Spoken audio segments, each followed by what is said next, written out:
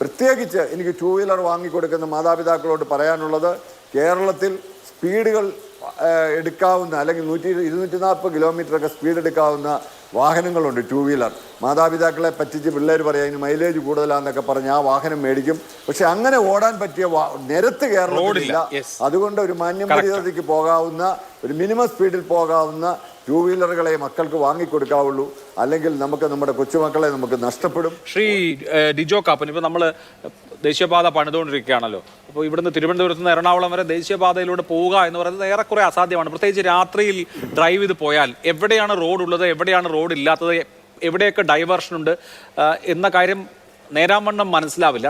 പകൽ പോയാൽ വലിയ ബ്ലോക്ക് ആയിരിക്കും. സ്വാഭാവികമായിട്ട് നമുക്ക് ഇപ്പോൾ ഹൈവേ വഴി പോകാൻ കഴിയില്ല, അല്ലെങ്കിൽ ഹൈവേ ചൂസ് ചെയ്യുക എന്നുള്ളത് ഒരു തരത്തിലും ബുദ്ധിയുള്ള കാര്യമല്ല. പക്ഷേ ഹൈവേ വഴി പോകുന്ന ധാരാളം ആളുകളുണ്ടല്ലോ, പുറത്തുനിന്ന് വരുന്ന ലോറികളും മറ്റു വാഹനങ്ങളും ഒക്കെ വരുന്നുണ്ട്. ഇവയൊക്കെ ഈ ദേശീയപാത പണിത് തീരുന്നത് വരെ അപകടമില്ലാതെ എങ്ങനെ പോകും എന്നുള്ളത് വലിയ വലിയ പ്രശ്നമാണ്. അപ്പോൾ ഈ പ്രിക്കോഷൻസും അതുപോലെ തന്നെ കൃത്യമായ വാർണിംഗ് സിഗ്നൽസും ഒക്കെ ഉറപ്പാക്കാൻ കഴിയാതെ പോകുന്നത് അതിനൊരു പ്രയോറിറ്റി ഇല്ലാത്തത് കൊണ്ടാകുമോ?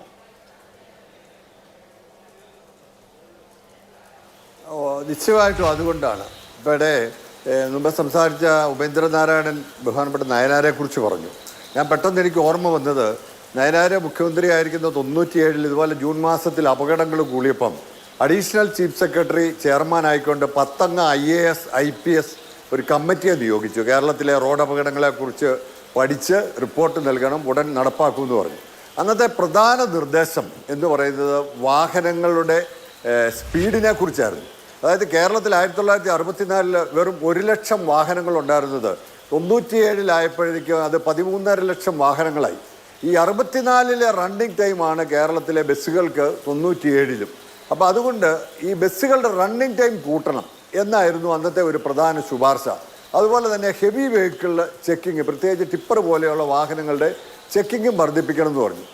വളരെ വിരോധാഭാസം എന്ന നിലയിൽ ഇതിനെതിരെ സ്വകാര്യ ബസ് ഉടമകൾ സുപ്രീം കോടതി കേസിന് പോയപ്പോൾ സുപ്രീം കോടതി പറഞ്ഞു, കേരള ഹൈക്കോടതി ഇത് പരിശോധിക്കാൻ പറഞ്ഞു. അപ്പോൾ ഡൽഹിയിൽ നിന്ന് വന്ന വക്കീലന്മാർ ഇവിടെ വാദിക്കുകയും നമ്മുടെ സർക്കാരിൻ്റെ വക്കീലന്മാരുടെ വാദത്തിൽ അവർ മേൽക്കൈ നേടുകയും ചെയ്ത് ഈ സ്വകാര്യ ബസ്സുകളുടെ ആ ആവശ്യത്തിന് അനുകൂലമായിട്ട് ഹൈക്കോടതി വിധി പറഞ്ഞു. എന്ന് പറഞ്ഞാൽ ആ റണ്ണിങ് ടൈം കൂട്ടാൻ സമ്മതിച്ചില്ല. അതോടൊപ്പം തന്നെ ടിപ്പർ ലോറികളിലെ ചെക്കിങ്ങിനെ കുറിച്ച് ഇത് സീരിയസ് ആയിട്ട് വന്നു കഴിഞ്ഞപ്പം നമുക്കറിയാം, മെട്രോയുടെ പണിയൊക്കെ അതിന് ശേഷം പിന്നീട് നടന്നപ്പം നമ്മൾ പത്രത്തിൽ വായിച്ചതാണ്, ഇവർ സമരം നടത്തിയിട്ട് എന്താ, നമ്മുടെ കൊച്ചിൻ എയർപോർട്ടിൻ്റെ പണി, ടിപ്പറുകളെ പണി മുടക്കി കഴിഞ്ഞാൽ വികസന പ്രവർത്തനങ്ങൾ മുരടിക്കും, അതുകൊണ്ട് ടിപ്പറുകൾ പരിശോധിക്കേണ്ടെന്നും പറഞ്ഞ് എറണാകുളം കളക്ടർ ഓർഡർ ഇറക്കി യോഗം കഴിഞ്ഞിട്ട്.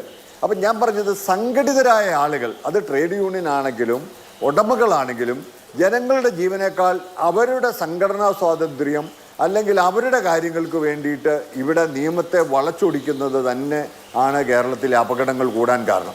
അതോടൊപ്പം തന്നെ നാഷണൽ ഹൈവേ, ഇവിടെ നമുക്കറിയാം ഇന്ത്യയിൽ ആദ്യമായിട്ട് എക്സ്പ്രസ് ഹൈവേ എന്ന കൺസെപ്റ്റ് 2003 കേരളത്തിൽ അനൗൺസ് ചെയ്തു. അന്ന് മുനീർ PWD മന്ത്രി VK ആന്റണി മുഖ്യമന്ത്രിയായിരുന്നു. അന്ന് പറഞ്ഞത് കേരളം നടുവേ പിളർന്നു പോകുമെന്നാണ് പറഞ്ഞത് എക്സ്പ്രസ് ഹൈവേ വന്നാൽ. അന്ന് 300 രൂപയ്ക്ക് ടോള് വരും. അപ്പം അന്ന് ട്രെയിനിനൊക്കെ 160 രൂപയേ ഉള്ളൂ. ഈ 160 രൂപയ്ക്ക് ട്രെയിനിൽ പോകുമ്പോൾ 300 രൂപ ടോള് കൊടുത്ത് പോകണോ എന്നുള്ള ചോദ്യം ഉയർത്തി കേരളം പിളർന്നു പോകുമെന്ന് പറഞ്ഞു. ഇപ്പം എന്താ, ഇപ്പം അത് അന്ന് 100 മീറ്റർ വീതിയിലായിരുന്നു. അന്ന് 100 മീറ്റർ വീതിയിൽ എക്സ്പ്രസ് ഹൈവേ പണിയാൻ 6600 കോടി രൂപയായിരുന്നു ചിലവ്.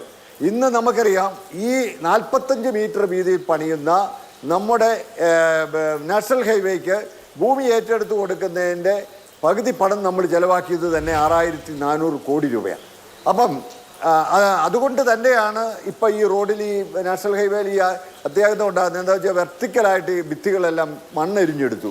അതേസമയം 100 മീറ്റർ ആയിരുന്നെങ്കിൽ അത് ഘട്ടം ഘട്ടമായിട്ട് പ്രോപ്പറായിട്ട് ഓടയും വെട്ടി വന്നിരുന്നെങ്കിൽ ഈ നാഷണൽ ഹൈവേയിൽ ഇപ്പോൾ ഉണ്ടായ ഈ കലാമിറ്റി ഉണ്ടാവില്ലായിരുന്നു. മാത്രമല്ല, അന്ന് ഈ പറഞ്ഞതുപോലെ പാടങ്ങളിൽ കൂടി അന്ന് എലിവേറ്റഡ് ഹൈവേ ആയിരുന്നു പ്രപ്പോസ് ചെയ്തിരുന്നത്. അതിനെല്ലാം കൂടിയാണ് അന്ന് 6600 കോടി രൂപ ചിലവാകുമായിരുന്നത്. അപ്പം നമ്മൾ ഏത് കാര്യത്തിനും ആദ്യമേ എതിർക്കും. ആ എതിർത്തതിന് ശേഷം നമ്മൾ ചിറകെട്ടും. അപ്പോഴേക്കും ഒത്തിരി വെള്ളം ഒഴുകിപ്പോവും, ഒത്തിരി ജീവൻ നമുക്ക് നഷ്ടപ്പെട്ടു പോകും. നമ്മൾ കേരളത്തിൽ ഒരു വർഷം 4000-ന് മുകളിൽ ആളുകൾ മരിക്കുന്നു. എനിക്ക് മരിക്കുന്നവരെക്കാൾ വേദന അതിൻ്റെ പേരിൽ അംഗവൈകല്യം വന്ന് ജീവിതകാലം മുഴുവൻ ബെഡഡായിട്ട് കിടക്കുന്ന ആളുകൾ, അവർക്കും എഴുന്നേറ്റ് നടക്കാൻ പറ്റില്ല. അവരെ ശുശ്രൂഷിക്കാൻ അവരുടെ അമ്മയോ സഹോദരങ്ങളോ അല്ലെ ഭർത്താവോ ഭാര്യയോ ആ വീട്ടിൽ ഉണ്ടാവണം. അപ്പോൾ അങ്ങനെയുള്ള ഒരു സാഹചര്യം കേരളത്തിൽ ഒഴിവാക്കണമെങ്കിൽ നമുക്ക് നല്ല റോഡുകൾ വേണം, അത് നന്നായിട്ട് പരിപാലിക്കണം, നമുക്ക് നല്ല ഡ്രൈവിംഗ് കൾച്ചർ ഉണ്ടാകണം. പിന്നെ പ്രധാനപ്പെട്ട ഒരു കാര്യം ചെക്കിങ്ങാണ്. അരൂർ പാലക്കാട് റോഡിൽ 2006 24 hours ചെക്കിങ് നടത്തിയപ്പം 70% അപകടങ്ങൾ കുറഞ്ഞു എന്നാണ്. പക്ഷെ ഒരു സുപ്രഭാതത്തിൽ ആ ചെക്കിങ് പിൻവലിച്ചു.